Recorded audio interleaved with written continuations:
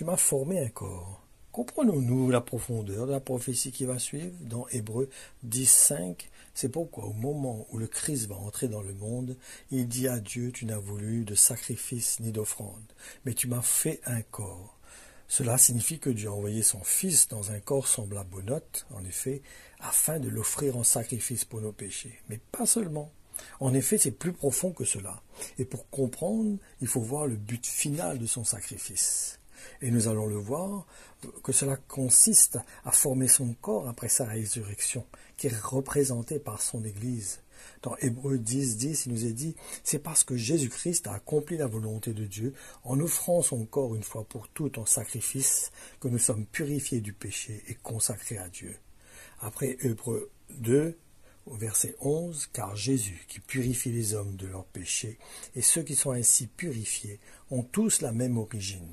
Ils sont issus du même Père et partagent la même humanité. C'est pourquoi il n'a pas honte d'appeler les hommes ses frères.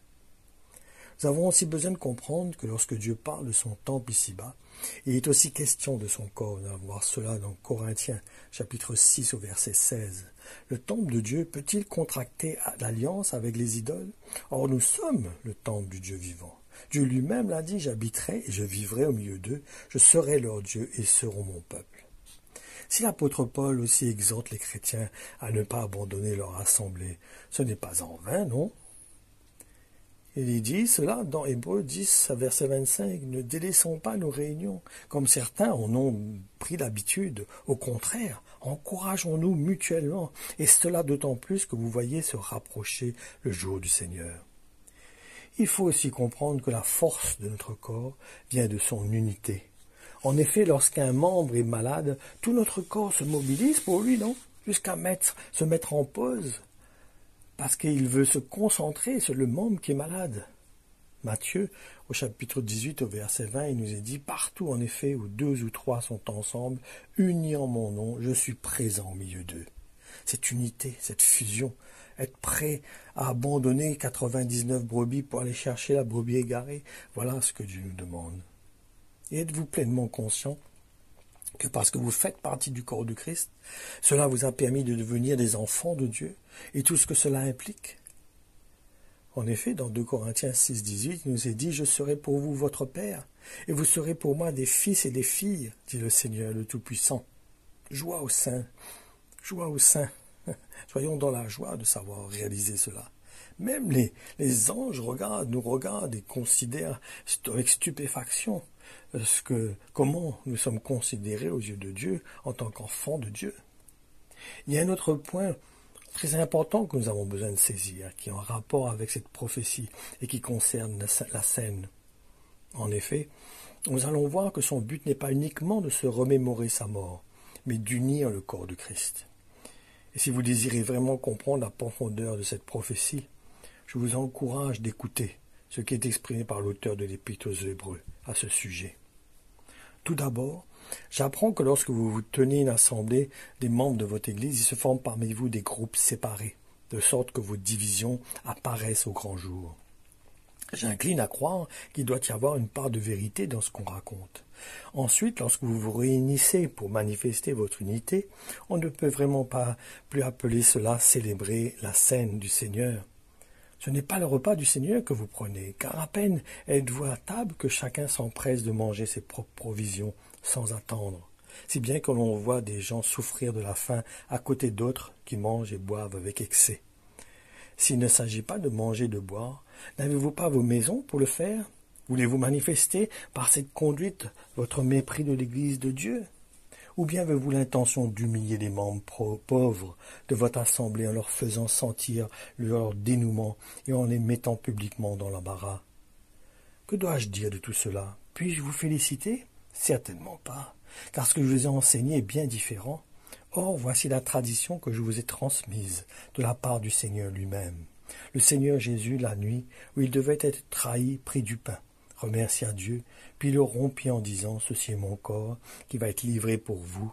Faites ceci en souvenir de moi. » Une parenthèse, c'est que quand on lit ces versets, nous voyons que la scène, quand il partageait la scène dans la première église, c'était un moment de communion, c'était un moment d'échange, où les pauvres et les riches étaient unis ensemble, ils partageaient tout ensemble. Le repas était partagé, parce qu'il y avait certains qui ne pouvaient pas emmener suffisamment de nourriture, et il y avait d'autres qui étaient suffisamment riches pour emmener en abondance. Et là, il voulait montrer qu'il ne fallait pas faire de distinction, qu'il ne fallait pas montrer une différence entre ceux qui étaient riches et ceux qui étaient pauvres. Il fallait que dans ce moment de communion, où la Sainte Seine était partagée, il y ait une équité entre tous. En effet, de même après le repas, il prit la coupe et dit, « Cette coupe est la nouvelle alliance scellée de mon sang. Faites ceci toutes les fois que vous en boirez en souvenir de moi. » Donc, chaque fois que vous mangez de ce pain et que vous buvez de cette coupe, vous commémorez la mort du Seigneur, témoignant qu'il est mort pour vous, et ceci jusqu'au moment de son retour. C'est pourquoi quiconque mangerait le pain ou boirait de la coupe du Seigneur d'une manière indigne se rendrait coupable envers leur corps et le sang du Seigneur. 1 Corinthiens 11, du verset 18 à 27. Il ne faut pas oublier aussi la sentence qui a été exercée sur Ananias et Saphira, qui est en rapport aussi avec cette prophétie, parce que le Saint-Esprit avait agi à cause de l'Église. Sans oublier aussi le jugement que l'apôtre Paul a demandé d'exercer envers l'enfant qui avait pris la seconde épouse de son père. Et cela était la conséquence de ce qu'il faisait partie de l'Église de Jésus-Christ et qu'elle en était affectée. Ma conclusion, il n'y a pas beaucoup de chrétiens qui comprennent la place de l'Église et qui est le fruit de la nouvelle alliance. Que chacun, donc, avant de manger de ce pain et de boire de cette coupe, s'examine sérieusement lui-même. Car celui qui en mange et qui en boit en faisant fi de ce qui implique pour lui son appartenance au corps du Seigneur, s'attire par là le jugement de Dieu, car il prononce lui-même sa sentence de condamnation. C'est pour cette raison qu'il y a parmi vous tant de malades et d'infirmes, et qu'un trop grand nombre se sont même complètement endormis dans la mort.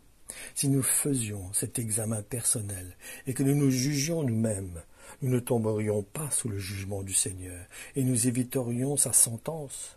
Toutefois, être jugé par le Seigneur, c'est être pris sous sa discipline. Ces jugements doivent nous amener à nous corriger et chacun de ces châtiments contribue à notre éducation. Leur but est de nous éviter d'être condamnés avec le reste du monde. Ainsi donc, mes frères, lorsque vous vous réunissez pour manger en commun et prendre le repas du Seigneur, attendez-vous les uns les autres. Si quelqu'un a particulièrement faim, qu'il mange d'abord chez lui. Il ne faudrait pourtant pas que vos réunions attirent sur vous la condamnation divine. Quant aux autres points, je le réglerai lors de mon passage chez vous. 1 Corinthiens chapitre 11, verset 28 jusqu'à 34. Pour ceux qui sont intéressés de lire, d'écouter d'autres versets qui sont en rapport avec cette publication, je vais vous les lire. Mais en réalité, ces sacrifices rappellent chaque année le souvenir des péchés, car il est impossible que du sang de taureau et de bouc efface les péchés. Voilà pourquoi le Christ est venu dans ce monde. Lors de son entrée, il a dit ces paroles par lesquelles le prophète nous révèle ses dispositions intérieures. Tu n'as voulu ni sacrifice, ni offrande, mais tu as préparé pour moi un corps. Tu n'as pris plaisir ni aux holocaustes, ni aux sacrifices pour le péché. Alors j'ai dit, me voici, je viens, ô mon Dieu, pour faire ta volonté et accomplir ce qui est écrit à mon sujet dans le rouleau du livre, car c'est bien de moi qu'il s'agit dans l'Écriture. Il commence donc par dire que Dieu n'a pas voulu les sacrifices et les offrandes, les holocaustes et les sacrifices pour le péché, il n'a pas pris plaisir à cela. Pourtant, ce sont bien là les sacrifices prescrits et offerts conformément à la loi. Ensuite, il continue en disant, me voici, je viens pour faire ta volonté. Cela signifie qu'il abolit la première institution, la loi et les sacrifices, pour qu'elle prescrit comme moyen d'expier les péchés. Pour inaugurer une économie nouvelle, où l'obéissance à la volonté de Dieu occupe le premier rang. C'est parce que Jésus-Christ a accompli la volonté de Dieu, en offrant son corps une fois pour toutes en sacrifice, que nous sommes purifiés du péché et consacrés à Dieu. Hébreux 10, du verset 3 à 10. Comprenons-la profondeur de la parole de Dieu. Ne prenons pas d'une manière superficielle, mais saisissons la profondeur et l'importance de ce que Jésus a accompli et ce qu'il a voulu mettre en place au travers de sa mort et de sa résurrection. Soyez bénis, mes frères et sœurs.